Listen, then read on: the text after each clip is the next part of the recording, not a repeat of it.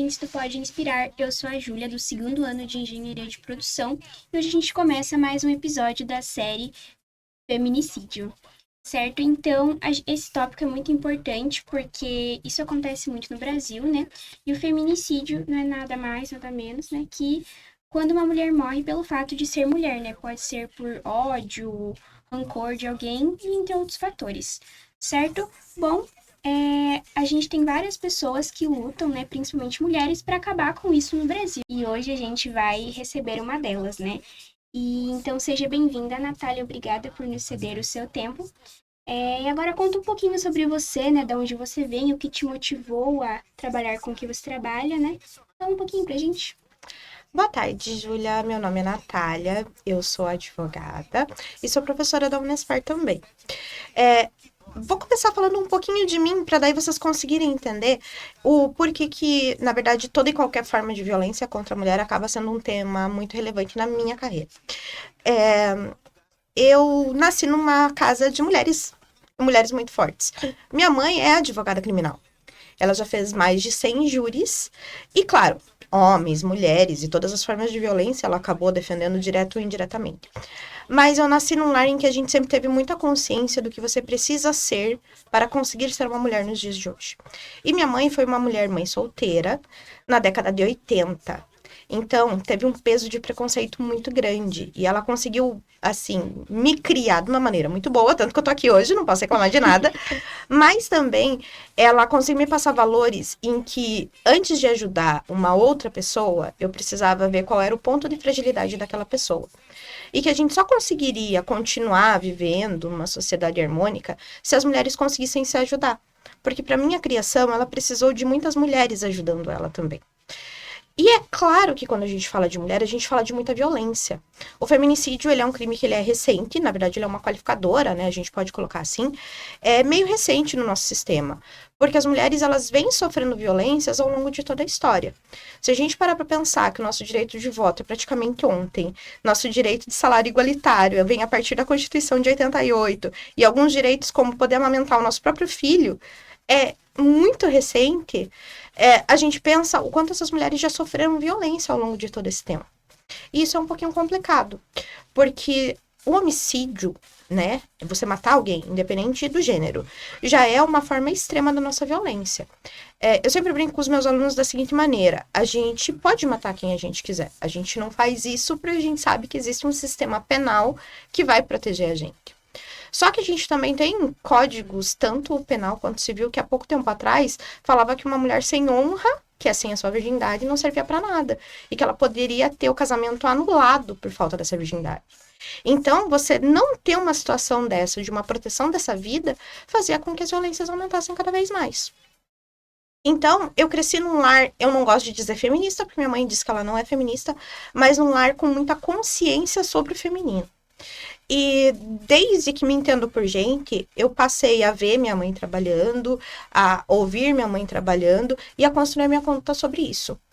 Quando eu estava na minha primeira graduação ainda, eu comecei a ter contato com as mulheres vítimas de violência domiciliar em Curitiba, porque eu trabalhava na prefeitura de Curitiba. Minha primeira graduação, eu sou nutricionista, e eu trabalhava num postinho de saúde, e a gente fazia esse primeiro atendimento e escuta dessas mulheres vítimas de violência. E por que caía na minha mão? Porque normalmente ela não contava para o médico que ela era vítima de violência. Ela acabava contando na segunda, terceira consulta do filho dela, quando a gente via que aquela criança não estava ganhando peso, que ela acabava não tendo condições de alimentação dentro da casa. Desde a primeira consulta já conseguia notar, assim, que ela era vítima? Você percebe que existem resquícios de violência naquela família. Às vezes pela maneira de se comportar, ou até mesmo quando você chega na visita domiciliar, quando é a primeira abordagem, ela não quer que você entre em casa, ela só deixa você entrar se o marido não tiver. Coisas que acabam sendo sutis no dia a dia, mas que eu tive muita sorte de trabalhar com pessoas que já tinham vivido e que sabiam me orientar. Então a gente conseguia perceber um pouquinho mais do quanto aquela mulher estava frágil e trazia ela mais perto da rede. Então, por você já ter experiência com isso, então você conseguia notar, tipo, uns detalhes mínimos, tipo, pequenos, que pareciam pequenos ao ver das outras pessoas, né? Sim, muitas vezes a gente pode imaginar que as violências, elas acabam acontecendo e a gente não percebendo, né? Mas, com o passar do tempo, quando você se dedica para aquilo que você gosta, você percebe esses detalhes. E conforme eu mudei, né, eu não deixei de ser nutricionista, mas eu passei a cursar direito, eu comecei a trabalhar nas escolas municipais e estaduais com palestras sobre a violência contra a mulher, principalmente com o enfoque da Lei Maria da Penha, de conscientização das crianças e dos jovens. Porque às vezes a gente consegue colocar uma criança como um ponto de atenção, não para ela fazer alguma coisa, mas para ela contar para a escola o que está acontecendo, contar para a escola o que vem acontecendo, e com isso a gente conseguir ajudar a criança e a família, né? Recentemente teve até um vídeo que deu bastante repercussão no Instagram, que era uma criança pedindo ajuda para a mãe por telefone para a polícia, e a mãe falando que não precisava chamar, que estava tudo bem, que o pai não tinha feito por mal. Mas a criança estava falando pro policial que não aguentava mais ver a mãe apanhando. Então, infelizmente, esse tipo de coisa acontece e a gente precisa de uma rede de proteção. A mulher, ela não está num sistema de violência porque ela é boba, fugaz ou tá ali porque quer ou porque gosta. É todo um complexo de dependência, seja psicológica, financeira, moral, que faz com que essa mulher esteja ali, muitas vezes até a pressão da família, de não querer estar sozinha com 2, 3, 4 crianças, ou até mesmo sozinha, mas sozinha. Até porque isso hoje em dia não é totalmente normalizado, né? Tipo, você tem que ter um marido, sempre tem aquela pressão da sociedade, né? Você tem que ter um marido, como que você vai criar filho sozinho, né?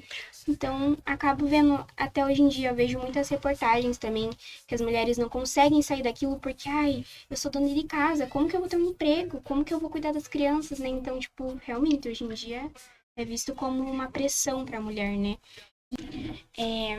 Eu ia te perguntar, né? Mas você mesmo já respondeu quando estava falando tudo, né? Como você já falou, você já teve experiência indireta, né? Sobre esse assunto, né? E como que isso moldou, assim, o teu ver sobre isso? Graças a Deus, né, eu não fui vítima de feminicídio, porque eu estou aqui presente podendo conversar com vocês. Mas eu fui vítima de violência em relacionamento, sim. Tá? Então não é por todo esse contexto que você é criado, por toda essa forma que você é colocado no mundo, que você pode não ser alvo de uma situação dessa. Eu tive um ex-namorado que quebrou a frente de um carro comigo dentro. A nossa medida protetiva ficou válida por um tempo Mas considerável. foi de propósito, né? Foi de propósito. Na verdade, ele estava tentando falar comigo, eu estava estacionada na frente de um banco na cidade que eu moro, e ele estava tentando falar comigo. E eu não queria falar com ele, a gente já tinha terminado. Ele falou, você vai abrir sim. Eu não abri, ele simplesmente pegou um pau e quebrou o vidro da frente do meu carro. Comigo dentro. Assim, eu sempre tive uma rede de apoio muito forte comigo. No momento que isso aconteceu, eu simplesmente dei ré no carro e saí desesperada com o vidro quebrado, sem saber direito o que fazer. Mas eu liguei para alguns amigos meus, 2 eram policiais militares, que me aconselharam a ir até a delegacia e que eles me esperariam lá pra gente poder fazer um boletim de ocorrência. E o boletim de ocorrência foi feito e, graças a Deus, esse relacionamento chegou ao fim. Isso foi há quanto tempo? Isso tem uns 8 anos. Mas se machucou quando ele fez isso? Não. Meu carro era com vidro com película, daí o estilhaço ficou preso dentro da película, eu não me machuquei. Só psicologicamente, o que não é só, eu sei, tá? Mas assim, dos dados todos que poderiam ter acontecido, aquele foi um cenário muito pequeno. Claro que uma violência que assusta. E assim, a Natália de 8, 10 anos atrás era uma Natália com muito menos noção de quem é na sociedade do que a Natália de hoje em dia. Na época eu nem fazia direito ainda quando isso aconteceu.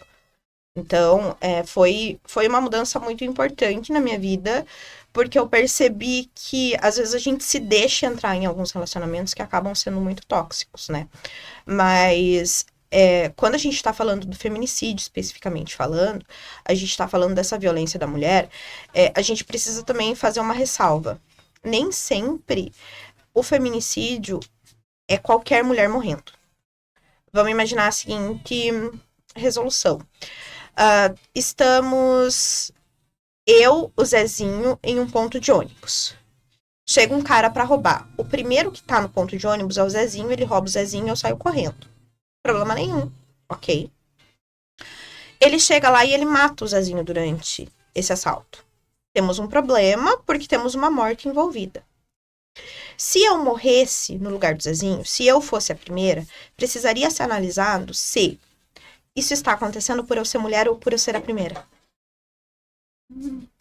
Porque sempre quando a gente tá falando dessa violência específica, que é o feminicídio, né? Ele precisa ser, primeiro, contra a mulher. Segundo, precisa ser pelo gênero mulher. Eu preciso estar exercendo alguma coisa aqui na minha função, deixe bem claro que aconteceu por eu ser mulher. Então, às vezes, quando a gente vê assim que alguém simplesmente entrou numa casa e assaltou, e dentro dessa casa morreu uma mulher e mais 45 homens, não significa que isso foi um feminicídio se a morte principal não foi a da mulher. A gente precisa colocar a violência contra a mulher, a violência contra o gênero mulher, como um primeiro ponto para a gente poder analisar. E às vezes eu acho que isso confunde um pouco, porque é claro, qualquer morte assusta todo mundo e deixa todo mundo escandalizado. Mas a gente precisa primeiro ver se, para falar de feminicídio, se foi por causa do gênero mulher. E isso é, seja pelas atitudes, pela roupa, pelo corpo, pelos gostos, por qualquer coisa que faça a gente ser mulher. E como você começou a, de fato, se envolver com essas causas, a querer enfrentar a violência contra a mulher? Foi quando eu já estava trabalhando como nutricionista numa cidade aqui do litoral. Eu assumi a frente da primeira escuta contra as mulheres que eram vítimas de violência, tá? E aí chegou o meu primeiro caso oficial de feminicídio e juro pra vocês, me assustou bastante, porque ela era vítima de violência, ela não tinha coragem de relatar, ela estava sendo acompanhada pela equipe da prefeitura da cidade, mas ela simplesmente acordou queimada. Porque ela, assim, acordou queimada porque ela viveu um tempinho ainda antes de vir a falecer. Tá? Ela foi queimada, ela teve boa parte do seu corpo, não vou lembrar certinho a porcentagem.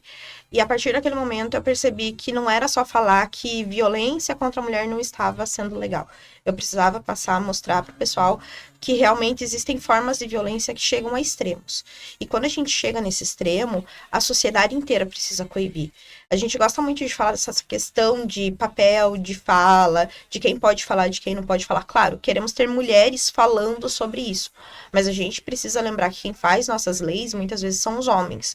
Então a gente precisa pegar aquele homem lá na escola, ensinar para ele que o feminicídio existe, que não pode acontecer, o porquê que acontece, as questões culturais envolvidas nesse crime, para que quando ele cresça e ele se torne um político, ele consiga fazer uma lei que seja efetiva pra gente. Não estou falando que as mulheres não têm que estar lá, as mulheres vão estar, mas pra gente que a mulher é muito mais fácil entender essa dor, né? É um trabalho de formiguinha mesmo. Então, você já participou de causas assim, né? Tipo, uma rede de apoio. Hoje em dia, você participa de mais alguma? Sim, hoje em dia eu trabalho indiretamente como advogada e isso me faz ter contato com várias famílias que são vítimas de várias violências. Inclusive de algumas famílias que a gente fez até alguns processos de resgate de mulheres que estavam em cativeiro no ano passado. Aqui em Paranaguá? Não vou falar exatamente, mas não é aqui em Paranaguá, mas no litoral. Tá? Mulheres que estavam em cativeiro. Assim, infelizmente, a gente muitas vezes não consegue estar na defesa do direito da mulher que sofreu o feminicídio, né? A gente consegue estar no direito da família de buscar pela justiça. É triste, mas faz parte. E a gente precisa que quem comete todos os crimes tenha uma punição na medida correta e justa perante a justiça, para que isso não volte a acontecer. E que a gente tenha medo, né? Porque é isso que a justiça faz. E assim, mesmo tendo medida protetiva, né? Tipo, eles ainda conseguem afetar a mulher fisicamente, né? Tá. Vamos pensar num município menor. Paranaguá é pequeno, mas a gente tem um contingente policial bem grande, tá? Vamos pensar, de repente, numa cidade como Guaraqueçaba. Sabe onde fica? Tá. Guaraqueçaba é uma ilha. Nessa ilha nós temos um contingente policial militar que é bem pequenininho. Se acontecem 2 crimes na cidade, qual você atinge primeiro? Qual a polícia chega primeiro? Eu posso deixar a unidade móvel que eles têm lá, a unidade da PM, né? Não é a móvel, desculpa, mas a unidade da PM desguarnecida para tirar todos os meus policiais e colocar em campo? Então, infelizmente, a gente tem alguns problemas que são logísticas. Até municípios como, por exemplo, Antonina, temos um contingente maior de policiais militares e de policiais civis, só que se acontecem várias coisas no município em extremos diferentes, é muito difícil de você estar atingindo todo mundo. E vamos combinar uma coisa, que socialmente falando, as violências contra a mulher, elas são mais aceitas do que violência contra idoso, do que violência contra criança, contra violência contra animal. Por que eu tô falando isso? Porque, por exemplo, tua vizinha tem uma medida protetiva. Você pode acionar a polícia e pedir que ela venha fazer o atendimento dela. Só que você vê o ex dela chegando na casa. A chance de você pensar qualquer coisa que desvalorize ela e que ela está voltando com o ex e que você não vai se meter é muito grande. Porque isso é a primeira coisa que passa na cabeça da gente. A gente fala, olá, à toa já tá voltando com aquele vagabundo, que é o que depois que apanha vai vir aqui pedir ajuda. Isso é muito comum a gente ouvir. Então, quando esse agressor que está sob medida protetiva chega perto dessa vítima, é muito complicado. Porque vamos pensar o seguinte, a gente tem uma mulher que está fragilizada, nenhum relacionamento começa horrível, porque se começasse horrível ninguém ficava. Existe uma coisa muito boa daquele relacionamento. E a medida protetiva, você não vai ter um policial na porta da casa dela, porque a gente não tem policial suficiente para isso, né? Então, a gente vai ter uma mulher que vai estar podendo ter contato com ele e que ele vai poder agredir. E fora que a gente vê vários casos na internet de pessoas que agridem em ambiente de trabalho, em ponto de ônibus, na rua. Teve um recente, se não me engano, eu não vou lembrar agora se foi Matinhos ou foi Pontal, que o cara começou a seguir ela quando ela fazia a entrega pelo delivery. A menina trabalhava em um delivery e eventualmente, numa lanchonete, desculpe, não é um delivery, e eventualmente ela tinha que fazer algumas entregas quando o motoboy não ia. Ele começou a seguir ela e agrediu ela num momento como esse, ou seja, no horário de trabalho. Então, a medida protetiva, ela é muito válida, mas se você tem mais pessoas para poderem te ajudar a acionar ela quando acontece. Se você for, tipo, uma mulher sozinha, assim, sem rede de apoio, né? Imagine, é bem mais fácil de você ser um alvo, né? Mas vamos pensar o seguinte, a nossa rede de apoio não precisa ser só quem a gente conta. A nossa rede de apoio pode ser o nosso vizinho, a nossa colega de sala que percebeu que alguma coisa aconteceu. Vocês não têm uma turma dentro da sala de aula de vocês? Uhum. Quanto tempo você já tá na universidade? Esse ano faz 2 anos. Você não Um ano, na verdade, né? Mais ou menos. vai para 2 agora, 1 ano e meio. Vai dizer que dentro da sua sala de aula você não consegue perceber quem tá passando por algum problema já. Com certeza. As pessoas que mudam o comportamento. Fica cabisbaixo, assim, né? Meio triste. Você fala, aí, fulaninho tá estranho, porque fulaninho não é assim. Ou então aquele que do nada começa a falar, a se soltar. Você também percebe uma mudança nesse comportamento. É isso que a gente precisa, que o nosso mundo tenha mais atenção, que a gente consiga cuidar das mulheres envolvidas no nosso entorno.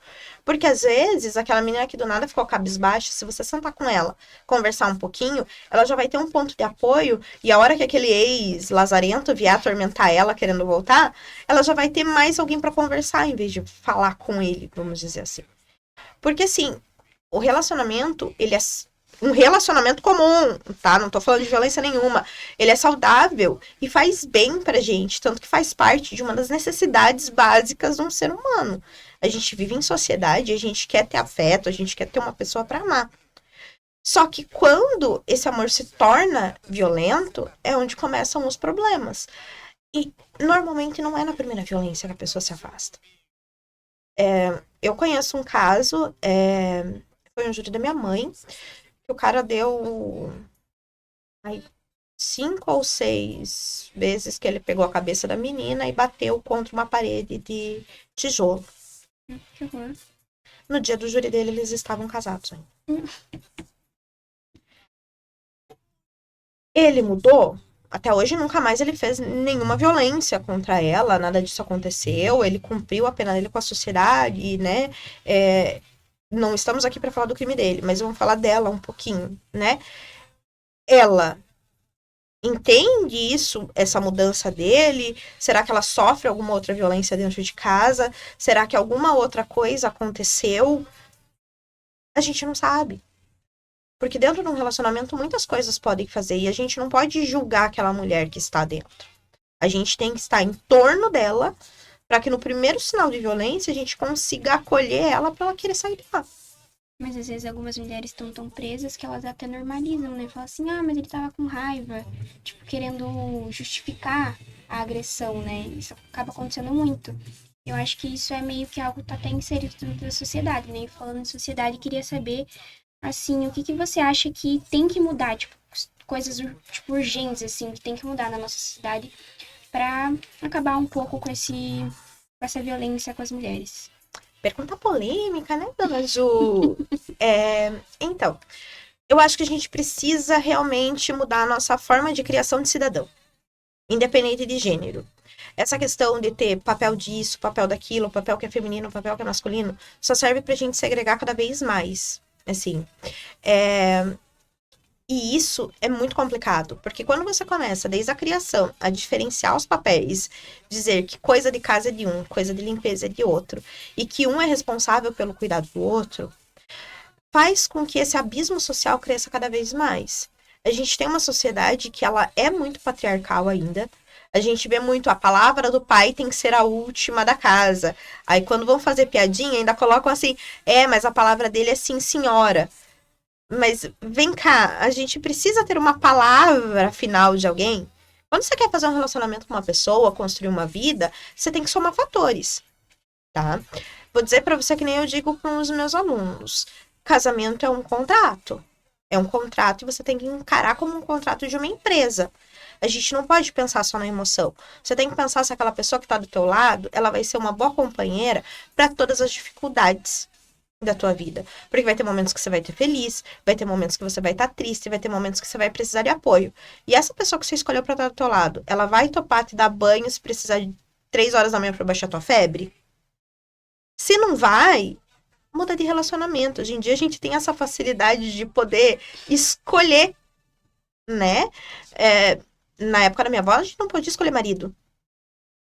Hoje a gente pode escolher marido, escolher mulher, escolher quem você quiser. Então, já que temos essa liberdade, vamos escolher de uma forma que seja decente e que a gente consiga construir um lar que seja inspirado principalmente no respeito para os outros. E nessa construção de respeito, criar os novos cidadãos que sejam com respeito também. E assim, para a nossa sociedade hoje, eu acho que a solução seria realmente todo mundo prestar muita atenção, não é na vida dos outros, mas nos sinais que todo mundo pode dar referente a uma violência e tentar cuidar uns dos outros, como sociedade mesmo, para que a gente não pode deixar só na mão do Estado.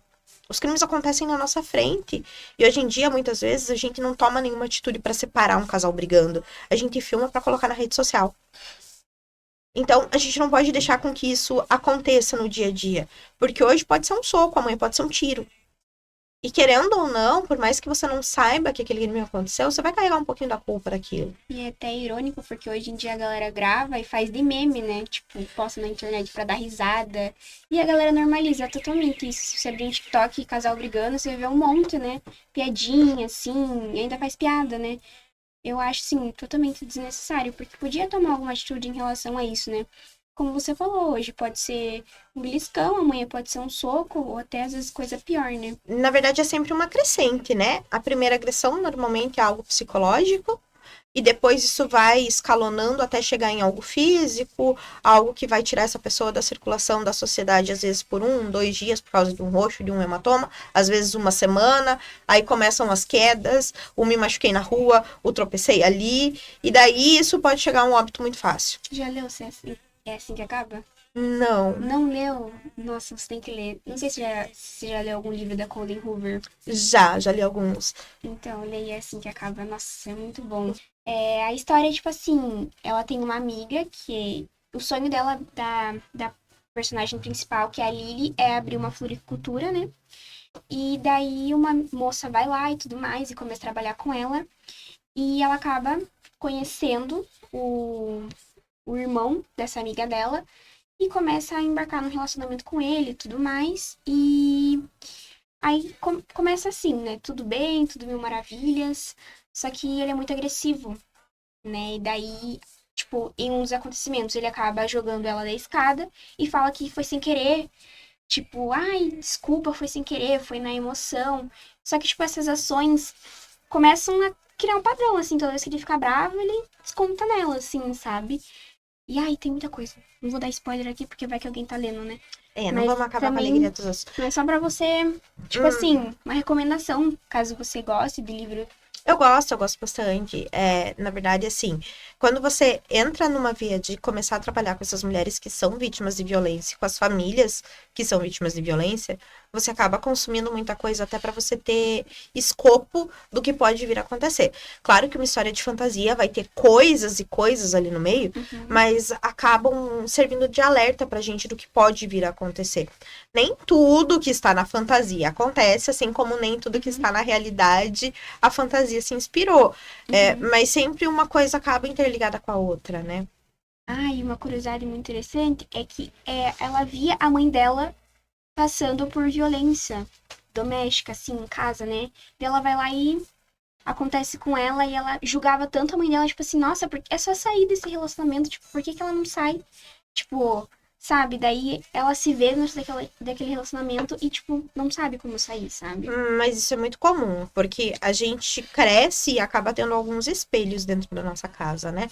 Então a gente vê como o nosso pai trata a nossa mãe, como os nossos avós se tratavam, como os nossos familiares se tratam, e a gente normaliza. E principalmente tem uma questão dentro da cultura familiar que a mulher é muito feita para servir. Então tem algumas casas, por exemplo, que a mulher tem responsabilidade de fazer o prato do irmão, aí depois faz o prato do pai, aí vai fazer o prato do marido. E, assim, uma coisa é você fazer um prato porque você quer fazer um carinho para a pessoa que está com você. Outra coisa é você fazer isso como uma obrigação. E esse tipo de situação a gente vai internalizando. Por exemplo, para mim é muito normal suprir a necessidade dos outros. E até por isso que eu acabei entrando num relacionamento que foi bem abusivo para mim. Então, tudo que ele tinha de fragilidade e de problemas que ele poderia ter, eu tentava suprir, eu tentava resolver, porque para mim isso era muito natural. Foi muita terapia para eu poder entender que não, eu tenho que suprir as minhas necessidades para que daí eu possa vir a encontrar alguém que vai fazer bem para mim.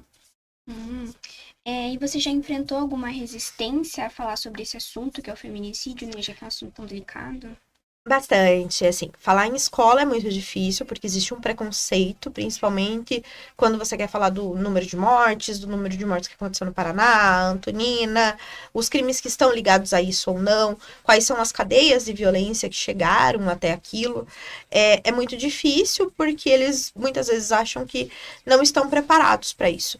Mas quando a gente para pensar o quanto de violência um adolescente hoje em dia consome em uma rede social, você poder sentar, esclarecer o que é o crime, quais são as penas, como que isso vai acontecer, como que acontece um processo de investigação, que também não é assim, tipo, aí a gente acha que foi o ex, pega o ex, prende o ex, segura o ex pro resto da vida. Não, existe uma investigação da Polícia Civil, existe a prisão, existe um processo judicial, essa prisão pode ser antes ou depois do julgamento, e tudo isso é um passo a passo que a gente, como cidadão, precisa entender, na verdade, para qualquer crime.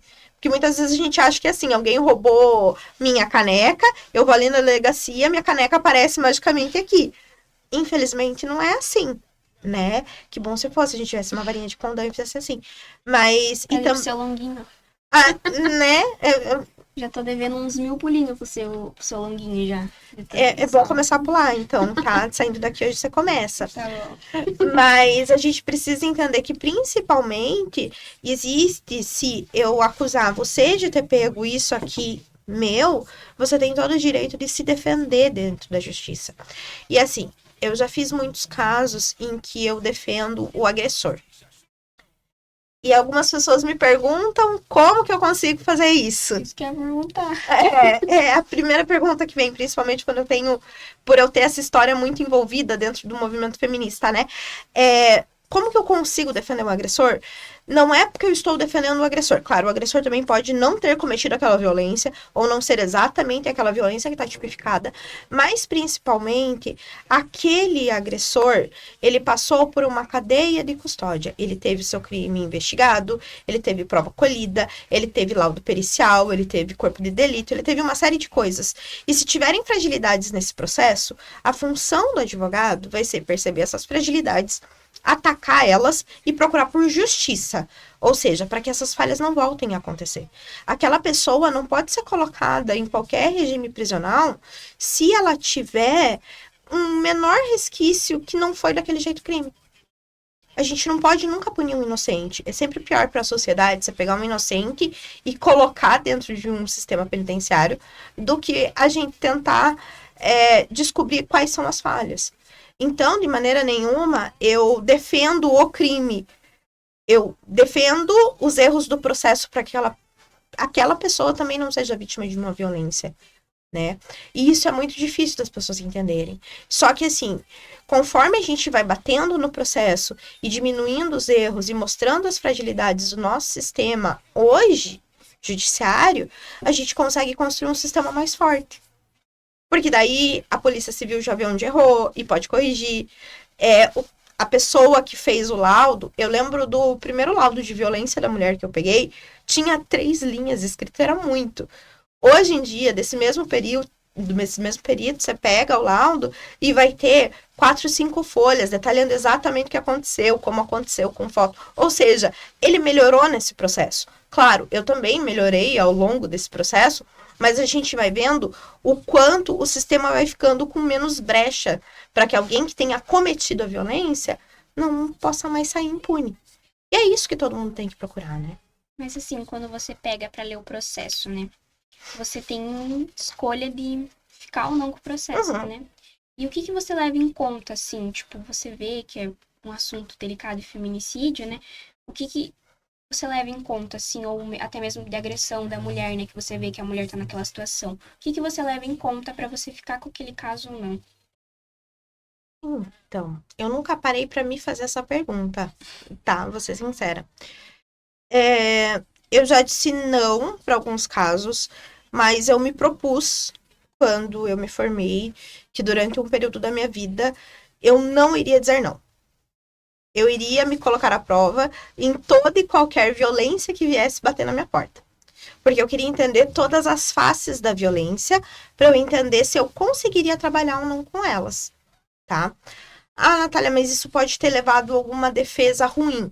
Não, para isso, graças a Deus, eu tenho um time maravilhoso que me acompanha, eu tenho colegas que são advogados criminais também e que me amparam muito e que me ajudaram muito nesse processo.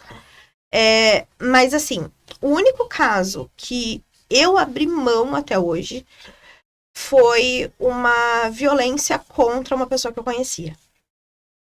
Aí eu não tive estômago. Porque quando eu me deparei, foi uma nomeação através dativo, que é o Estado paga o advogado para atuar em nome da pessoa. Eu assumi a nomeação para uma audiência, eu fiz a audiência, e aquilo assim, de fazer a audiência rápido, eu vi o crime, mas eu não me estiquei na pessoa.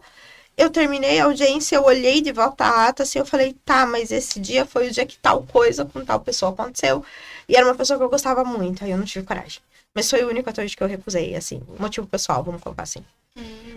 E assim, quais foram as dificuldades que você mais sentiu nessa caminhada para chegar onde você tá hoje em dia?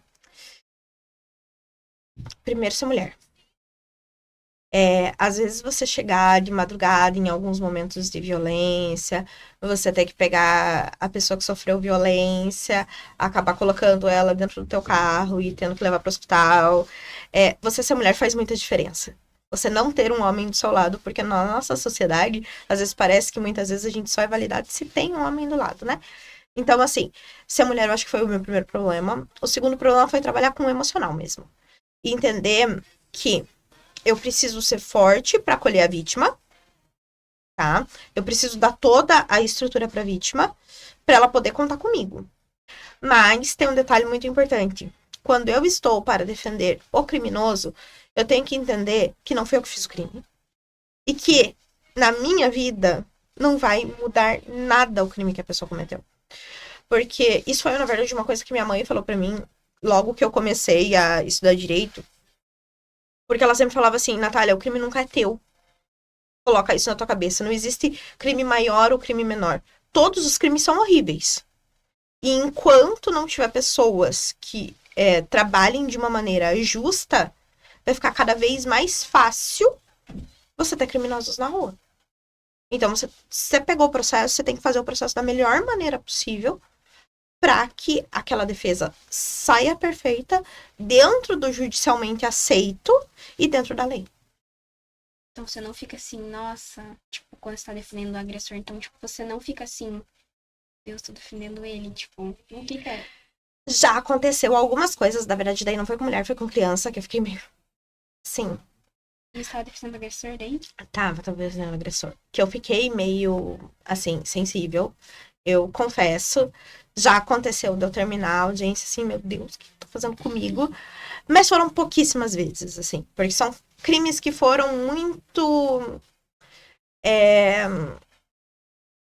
Vamos pensar assim, uma coisa é a gente roubar uma borracha. Outra coisa é eu roubar a papelaria inteira. Então seriam crimes que seriam roubar a papelaria inteira, mais violência contra a criança, pra gente não pegar muito pesado. Eu até perguntei pra professora Camila se eu podia pegar pesado ou não. Ela falou, não sei. Então, eu tô tentando me policiar pra não passar muito da conta, né? Mas assim, quando existem algumas violências com criança que me tiram muito do sério. E existem violências também contra animais. Nossa, que dó. Aí, violência contra animal, você vai me ver chorando, você vai me ver descabelando, porque assim, a criança a gente consegue ver de uma maneira mais fácil e corrigir e acudir, porque criança chora e você já percebe alguma coisa diferente. Então, por mais que a violência aconteça, você consegue conter ela.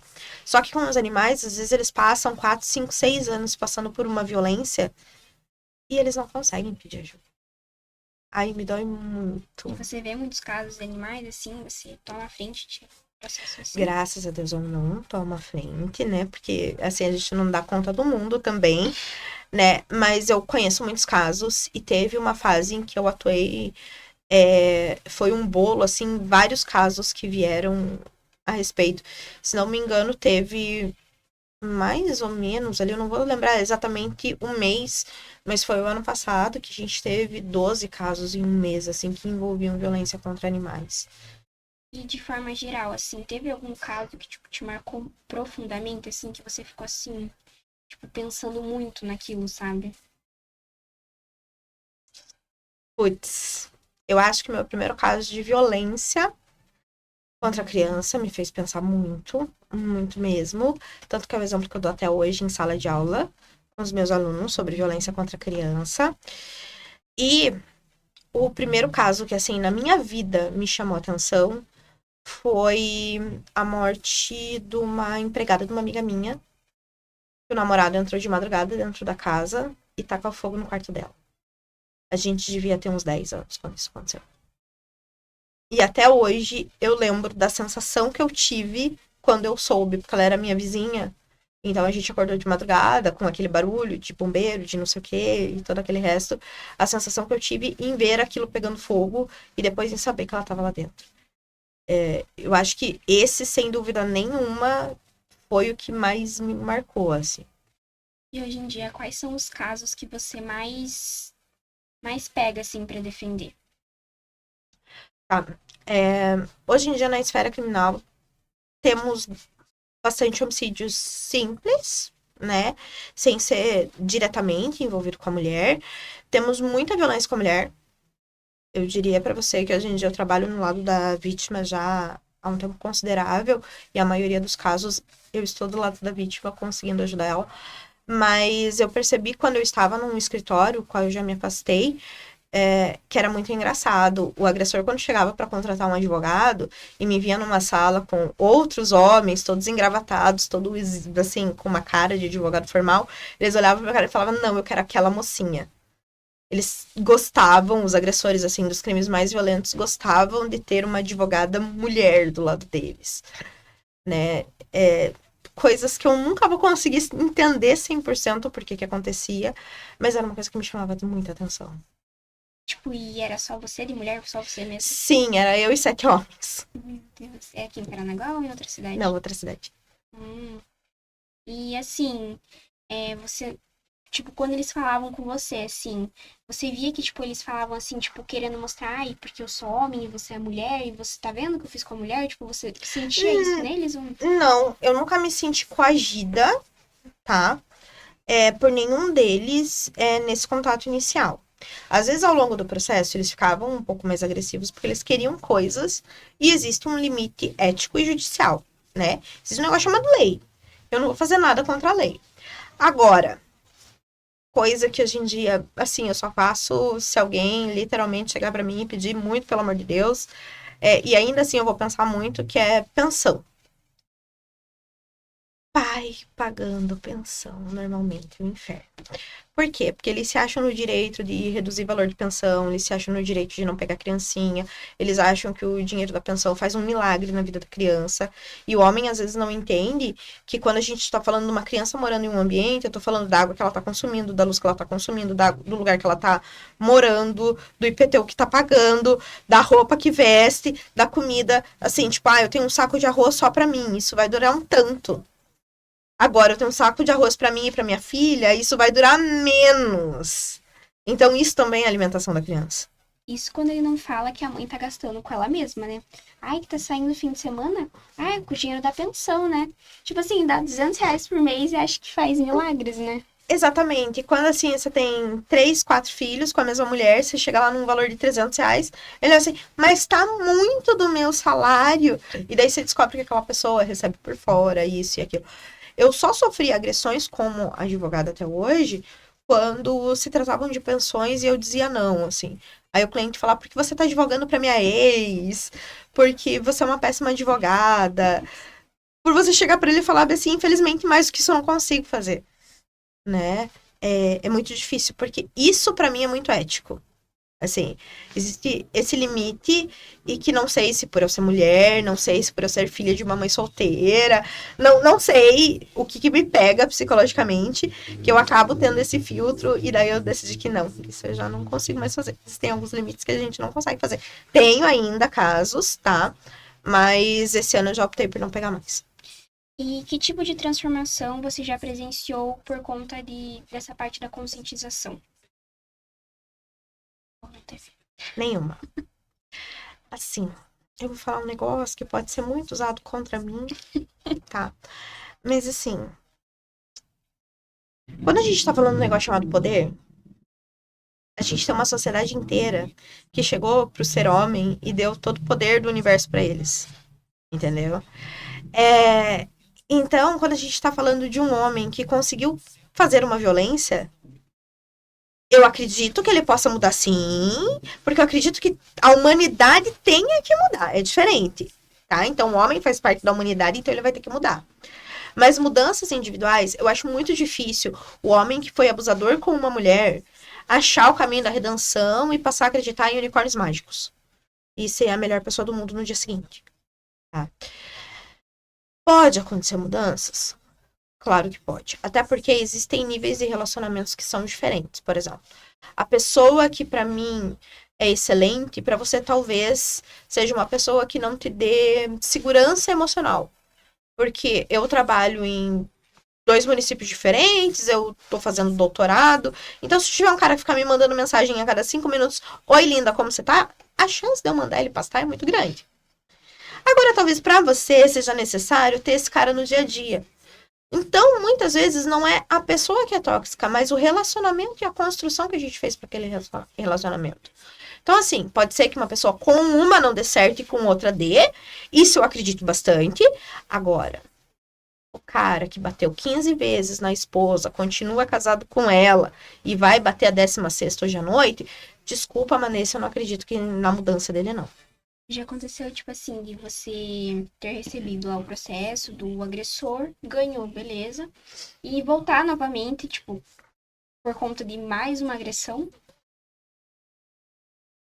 Ainda não, tá? É, eu acho que o mais próximo que eu cheguei a isso é o agressor que casou com a agredida no processo, tá?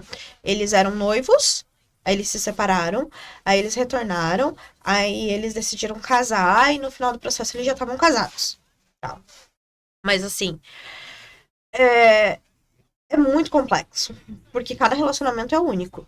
Então, eu não vou te dizer assim, tipo, eu não acredito no amor deles, porque eu não posso julgar relacionamento de ninguém, mas pra mim é um relacionamento bem sensível.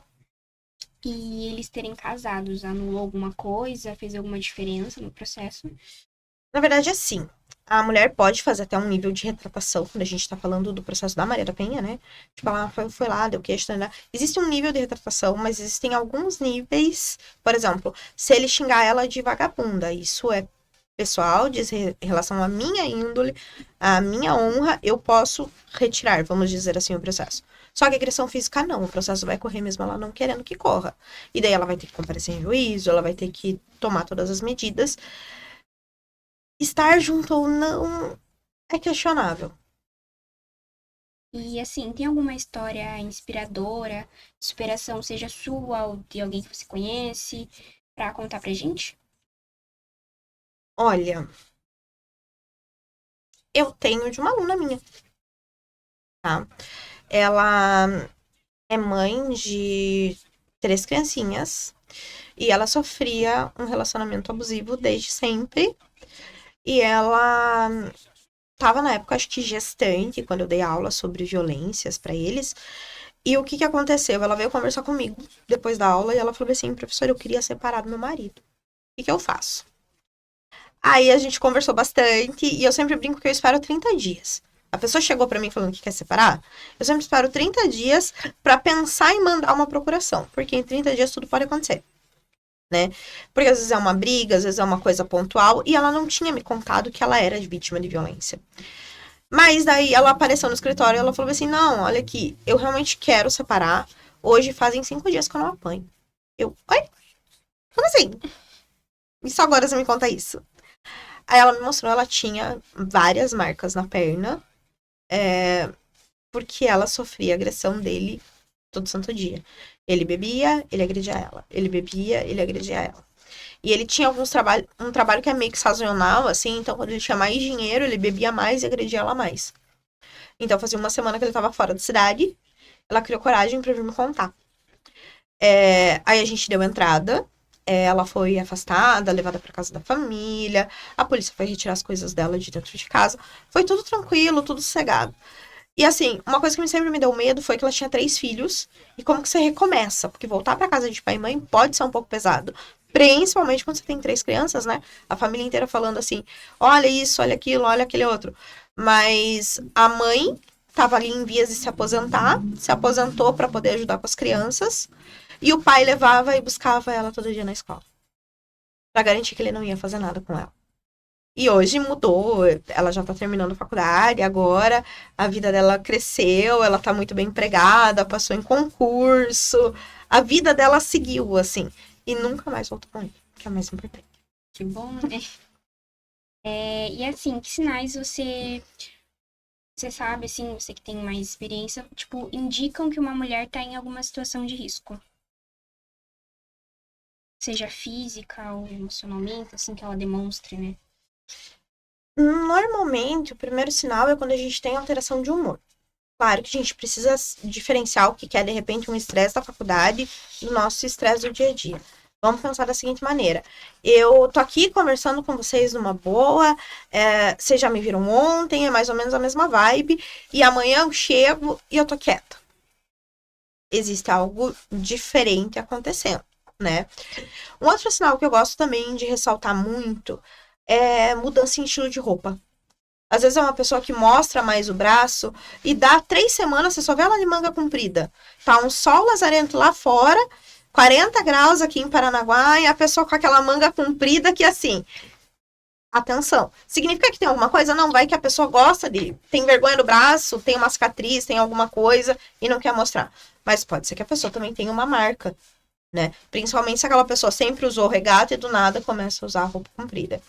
E outra coisa é assim, gente, celular é muito bom, celular é muito bacana, mas quando você tem um relacionamento em que você tá em sala de aula, você precisa entrar em chamada de vídeo com o cara pra garantir que você tá na sala de aula. E assim, tô falando cara, mas nesse caso, nesse momento agora, veio o caso de uma aluna minha que está em um relacionamento com uma menina e que assim, pra garantir que está em sala de aula, ela precisa fazer chamada de vídeo, inclusive mostrando a professora. Porque ela pode estar simulando e estar numa festa, ou ela pode estar nisso, ela pode estar naquilo. Então, as violências, elas, assim, normalmente a gente fala sempre no feminino e masculino, mas elas podem acontecer em qualquer relação, tá? Qualquer relação, pelo amor de Deus. esse tipo de coisa é muito complicada, porque quando você começa a ter que controlar os passos da pessoa, onde tá, onde vai, é um sinal de gatilho muito forte de controle. Uma coisa é, eu vou viajar daqui para Santa Catarina, eu compartilho com você a minha localização para se alguma coisa acontecer, você pode pedir ajuda para mim. Isso é uma situação. Outra coisa é, eu vou daqui até a Unespark, são 2,5 quadras, eu tenho que te ligar daqui para dizer que eu tô indo, te ligar de lá, dizer que eu cheguei e ainda te mostrar com quem eu tô. São situações diferentes. Tem algum canal de apoio ou denúncia que você tem para recomendar? A gente tem o número, né, o 180, que é um número nacional que você consegue entrar em contato. Aqui em Paranaguá, Antonina também tem, Morretes também, são as cidades que eu lembro agora de cabeça, mas eu acredito que tem em todas. Tem a Secretaria da Mulher, que também pode ser um centro de apoio. Eu tenho mais contato com a de Antonina e a de Paranaguá, e elas acabam atendendo, assim, de uma maneira bem direta a esses casos, porque às vezes você precisa ter um suporte antes de você tomar qualquer decisão. E isso é muito importante. A gente nunca pode tomar uma decisão de uma maneira impensada, seja tanto de entrar em um relacionamento quanto de sair de um relacionamento, né? E pela Unespar, não é diretamente para mulher, é para infância e juventude, mas a gente tem o NEDIGE, que é o Núcleo de Estudo de Defesa dos Direitos da Infância e da Juventude, que ele acaba atuando de forma concomitante. Por exemplo, se tem uma criança vítima de uma violência, essa mãe pode, por sinal, pedir apoio jurídico ao NEDIGE e conseguir ajuda para fazer o divórcio de uma maneira gratuita. Então, acaba não sendo para a mulher, mas ajudando como uma ferramenta. E assim, você tem alguma dica para passar para o pessoal aí de casa, para as mulheres? Eu acredito que assim, eu acho que a gente tem que aprender que a melhor companhia pra gente é a nossa. E que quanto mais a gente valorizar os tempos que a gente tem de qualidade com a gente mesmo, se amar, se cuidar, vai fazendo com que a gente tenha mais segurança para as nossas decisões. A gente nunca pode tomar nenhuma decisão quando a gente está muito feliz ou muito triste, né? Alguém disse isso aí no meio do mundo. Mas isso é a pura verdade, porque se a gente tá muito feliz em um relacionamento e a gente decide permanecer dentro dele, a gente pode estar caindo num precipício que vai mais pra frente cobrar um preço muito alto pra gente. Então, a gente tem que pensar sempre em se valorizar e entender principalmente quais são as nossas potencialidades. E assim, eu brinco muito que eu sempre tenho um plano B. Se uma coisa não dá certo, tudo bem, ok, mas eu tenho um plano B para estar ali do meu lado e não me deixar desamparada em momento nenhum. Porque aquela sensação de perda, de repente você não ter nada, de você não conseguir nada, vai fazer com que você volte para a tua esfera de violência novamente. Bom, como você sabe, o nome do nosso projeto é Elas Inspiram. Então, Natália, eu queria te perguntar quem que é a sua inspiração? Então, a minha inspiração atualmente tem sido uma professora da Unespar também, a professora Solange de Matemática. Ela esteve praticamente em todas as etapas da Unespar, desde antes da Fafipar, e ela é uma pessoa que ela é envolvida socialmente com os alunos, tem projeto de extensão, acolhedora com a gente, que somos os outros colegas dela, e foi a pessoa que foi o meu suporte quando eu entrei nessa nova jornada. Bom, então, muito obrigada, Natália, por nos ceder esse tempo, mostrar um pouquinho de como que é, né, estar dentro dessa área e acolher as mulheres. Obrigada por fazer parte desse grupo de pessoas que quer ajudar a mudar a nossa sociedade, né? Bom, Natália, agora eu queria que você passasse as suas redes sociais para a galera também seguir, né, que seguidor nunca é demais. O meu Instagram é @naferoli e o meu e-mail via de e-mail também é o mesmo. E obrigado você, ouvinte, que nos ouviu até aqui. Não se esqueçam de nos seguir nas outras redes sociais. Estamos no TikTok, no Instagram e no YouTube. E não se esqueçam de escutar os outros podcasts. E é isso. A luta da mulher não é só para quem vive. É nossa responsabilidade ver e querer ajudar também. Então tá bom, muito obrigada. Eu que agradeço. Obrigada pela oportunidade.